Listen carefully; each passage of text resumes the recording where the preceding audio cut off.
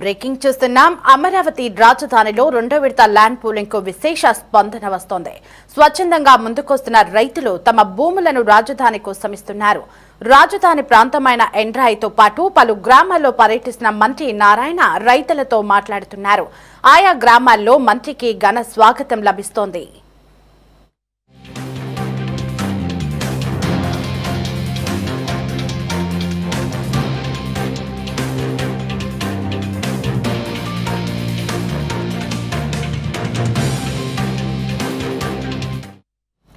ఇక ఇదిలా ఉంటే నంబూరి బలరాం అనే రైతు నోటిఫికేషన్ కు ముందే 4 ఎకరాల భూమిని రాజధాని కోసం ఇవ్వడం ప్రాధాన్యతను సంతరించుకుంది.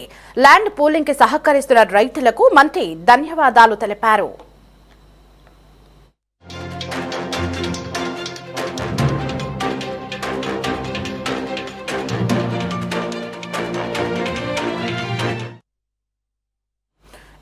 అమరావతి రాజధాని నిర్మాణంలో ల్యాండ్ పూలింగ్ కు రెండో విడత భూములు ఇవ్వడానికి రైతులు స్వచ్ఛందంగా ముందుకొస్తున్నట్లుగా సమాచారం అందుతోంది.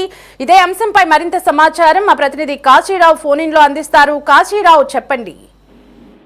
దేవి, రాజధానిలో రెండో విడత ల్యాండ్ పూలింగ్ ప్రక్రియ ప్రారంభం కాకముందే రైతులు భూములు ఇచ్చేందుకు స్వచ్ఛందంగా ముందుకు వస్తున్నారు. ల్యాండ్ పూలింగ్ లో భూములు ఇచ్చేందుకు తామంతా సిద్ధంగా ఉన్నామని అమరావతి మండలంలోని గ్రామాల రైతులు మంత్రి నారాయణకు స్పష్టం చేశారు. రెండో విడత ల్యాండ్ పూలింగ్ కోసం రైతులను సన్నద్ధం చేసేందుకు అమరావతి మండలంలోని ఎండ్రాయిలో పర్యటించారు మంత్రి నారాయణ. అయితే ఉదయం గ్రామానికి చేరుకున్నటువంటి మంత్రి నారాయణకు పెదకొరపాడు ఎమ్మెల్యే భాష్యం ప్రవీణ్ తో పాటు రైతులు ఘనంగా స్వాగతం పలికారు. గ్రామంలోని శివాలయంలో ప్రత్యేక పూజల అనంతరం ల్యాండ్ పూలింగ్ పై రైతులతో సమావేశం ఏర్పాటు చేశారు. గ్రామానికి చెందినటువంటి రైతు ధర్మారావుతో కలిసి ఆయన నివాసంలో బ్రేక్ఫాస్ట్ కూడా ఈ మంత్రి నారాయణ ఎమ్మెల్యే ప్రవీణ్ చేశారు. ఆ తర్వాత రైతులతో సమావేశంలో ప్రభుత్వం ఉద్దేశం వివరించడంతో పాటు రైతు అభిప్రాయాలు తీసుకున్నామన్నారు.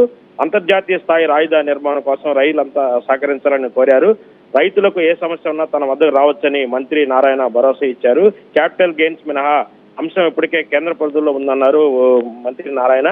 అయితే గత ప్రభుత్వం నిర్వాహకంతోనే రాజధాని ఆలస్యమైందని చెప్పి కూడా మంత్రి నారాయణ రైతులకు వివరించడం కూడా జరిగింది. అమరావతి ప్రపంచంలో టాప్ 5 లో ఒకటిలా ఉండాలని నిర్మించాలని సీఎం చంద్రబాబు నాయుడు తనకు ఆదేశాలు ఇచ్చారని చెప్పి మంత్రి రైతులకు తెలియజేశారు.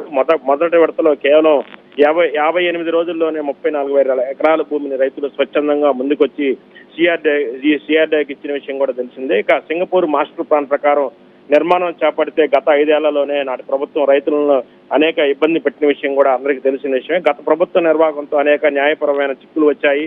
అలాగే పనులు చేసినటువంటి కాంట్రాక్టర్లకు కూడా బిల్లులు చెల్లించలేకపోయారని చెప్పి కూడా రైతులకి సందర్భంగా ఆయన మంత్రి తెలియజేశారు. ఇంజనీర్లు కమిటీ వేసి సమస్యలు పరిష్కరించడానికి 8 నెలలు పట్టిందని, ఇలా చేయకుంటే కాంట్రాక్టర్లు కోర్టుకు వెళ్తే మొత్తం రాజధాని నిర్మాణం ఆగిపోయే పరిస్థితి ఉందని చెప్పి కూడా చెప్పడం జరిగింది. ఇటువంటి ఆటంకాలు లేకపోతే ఇప్పటికే దాదాపుగా కూడా 50% రాజధాని నిర్మాణం పూర్తి అయిపోయిందని, దీనికి తోడు ఎప్పుడూ లేనంతగా వరుసగా వర్షాలు కురవటం వల్ల కూడా పనుల్లో జాప్యం జరిగిందని చెప్పి ఆయన రైతులకి వివరించడం జరిగింది.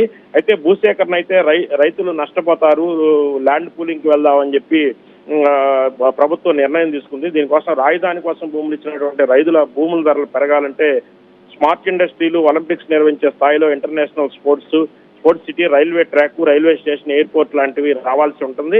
ఇవన్నీ వస్తేనే ఎకనామిక్ గా గ్రోత్ పెరుగుతుంది. ముఖ్యమంత్రి చంద్రబాబు భవిష్యత్తును దృష్టిలో పెట్టుకుని రెండో విడత ల్యాండ్ పూలింగ్ నిర్ణయం తీసుకున్నారు. అయితే భూసేకరణ అయితే రైతులు నష్టపోతారని స్థానిక ఎమ్మెల్యేలు చెప్తేనే ల్యాండ్ పూలింగ్ నిర్ణయం తీసుకున్నారని చెప్పి కూడా మంత్రి రైతులకు స్పష్టం చేయడం జరిగింది. ఇప్పటికే ఆయా గ్రామాల్లో 90% రైతులు ల్యాండ్ పూలింగ్ కు అంగీకరించారు. ఇంకా అమరావతి మండలంలోని గ్రామాల్లో ఏడాదిలోగా ఇంటర్నేషనల్ స్పోర్ట్స్ సిటీ నిర్మాణ పనులను కూడా ప్రారంభిస్తామని మంత్రి నారాయణ రైతులకు హామీ ఇచ్చారు. రైతులు ఇచ్చే ప్లాట్లలోనే అభివృద్ధి కార్యక్రమాలు త్వరగతిన చేపడతామని చెప్పి కూడా తెలిపారు. మొత్తం మీద రెండో విడత ల్యాండ్ పూలింగ్ కు రైతు సోదరులు సహకరించడంతో మంత్రి నారాయణ ఆనందం వ్యక్తం చేశారు. వాళ్ళకి కృతజ్ఞతలు కూడా తెలియజేశారు.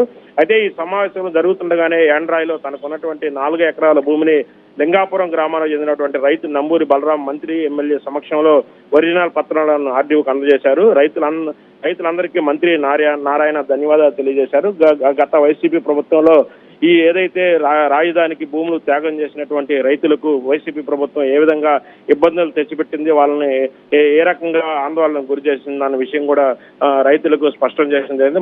మొత్తం మీద రెండో విడత ల్యాండ్ పూలింగ్ ఎటువంటి సమస్యలు లేకుండానే సక్రమంగా జరుగుతుండటంతో మంత్రి నారాయణ సంతృప్తి వ్యక్తం చేశారు. అలాగే రైతులు కూడా స్వచ్ఛందంగా ముందుకు వచ్చి ఖచ్చితంగా అమరావతి రాజధాని ఎంత త్వరగా వీలైతే అంత త్వరగా అభివృద్ధి నిర్మాణాన్ని పూర్తి చేసి రైతులకు అండగా నిలవాలని చెప్పి కూడా మంత్రి నారాయణను రైతులు కోరడం జరిగింది. దేవి అప్డేట్స్.